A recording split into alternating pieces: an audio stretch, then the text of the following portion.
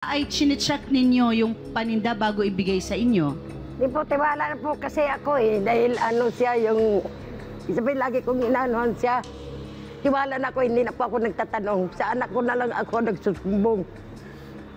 Pero hindi nyo ba ito pinag-uusapan? Hindi ba sinasabi nyo kay Aling Aida? Sinasabi po. Tapos yung bali may utang po sa kanya mama ko ngayon. Ang ginagawa niya po, dinadagdag niya sa lista. Kaya hindi siya nakakabayad. Kaya hanggang lumaki ng lumaki. Ano yung nililista niya? Yung utang po na kulang sa remit. Bakit nagkukulang ang remit? Hindi ba kayo nakakapagtinda ng maayos? Nakakapagtinda naman po ng maayos. Siyempre po, kakain mama ko sa labas, magmimerienda.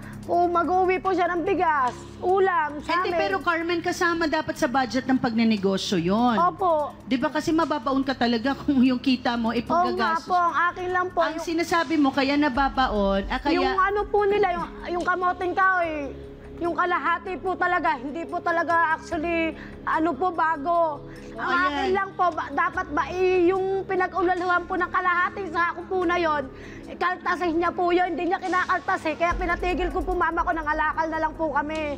Halimbawa lang bibigyan ko na lang konteksto para sa manonood. Halimbawa, lagyan na sa preso, 1,000 ang binili.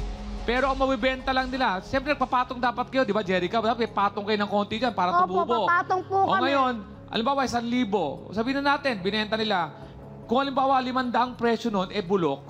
So, Lugi pa po pag nagbenta sila, 500 lang mabibenta nila. So, Opo. pag magbabayad na sila kay Aling Aida, yung 1,000 puhunan, 500 Kulang pa na yung po. babalik. Kulang pa po. Mababaon nga naman sa utang pagka ang nabibenta ay kalahati lang. Ate Aida, tumatanggap ba kayo ng bulok na binalik sa inyo kasi hindi mabenta? May sinoli ba sa inyo? Tumatanggap po Hindi ako. po, hindi niya po tinatanggap. Hindi nina, hindi tinatanggap. Hindi niya tinatanggap. Aling Aida, dalawa na ho nagsasabing hindi nyo tinatanggap. Kaya medyo kailangan... Okay lang, okay. Basta ilista nyo lang kulang ng mama ko.